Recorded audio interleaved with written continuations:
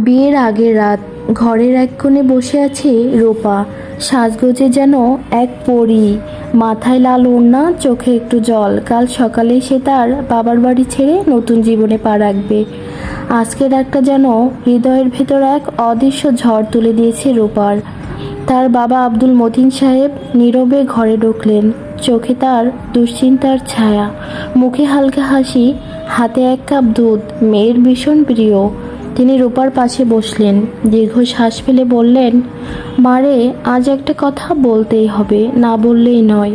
শেষ কথা।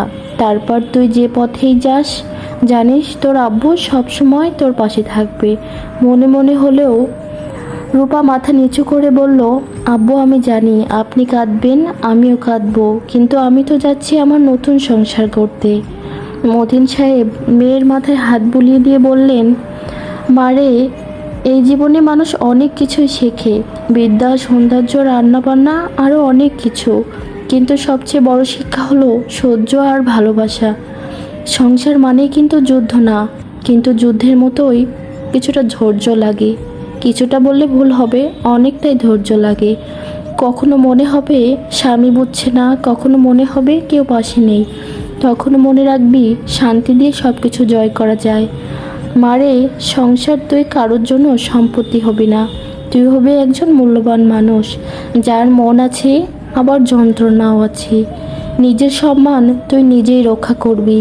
কারোর অবিচারে, কারোর অপমানে কখনো মাথা নুস না, আবার অভিমানেও কিন্তু সম্পর্ক ভাঙিস না। তোর স্বামীর যত খুঁত দেখবি, তার গুণগুলো আগে দেখার চেষ্টা করবি। মনে রাখিস, এই সমাজে, এই পৃথিবীতে কেউই পরিপূর্ণ না। ভালোবাসা মানেই কিন্তু শুধু হাসি না, হাসি কান্না সব কিছু মিলিয়ে। কখনো কখনো চোখের জলে একে অপরকে ধুয়ে পবিত্র করাও। আর মা, নিজের মা বাবাকে কখনো ভুলে যাস না। নতুন সংসার মানেই কিন্তু পুরনো সম্পর্ককে শেষ করা নয়, বরং আরও গভীর বন্ধন, আরও গভীর। মাঝে মাঝে আমাদের খোঁজ নিবি, এটুকুই কিন্তু আমাদের বেঁচে থাকার শান্তি। রূপার চোখ বেয়ে অশ্রু গড়িয়ে পড়ল। সে বাবার হাতটা চেপে ধরে বলল, আব্বু, আমি আপনাকে কথা দিচ্ছি, আমি চেষ্টা করব সবসময় আপনার সব কথাই মনে রাখতে, সবসময় আপনার কথাগুলো মেনে চলতে। আপনি আমাকে যে শিক্ষা দিয়ে বড় করেছেন, সেটাই হবে আমার সবচেয়ে বড় পাথেয়। সেই রাতে ঘরের বাতি নিভে গেল, কিন্তু মেয়ের হৃদয় জ্বলতে থাকলো বাবার বলা প্রতিটা কথা। বিয়ে হলো, নতুন সংসার হলো, কিন্তু বাবার সেই উপদেশ তাকে করলো এক পরিণত শক্ত মেয়ের প্রতিচ্ছবি। আসলে কি বলুন তো, প্রতিটা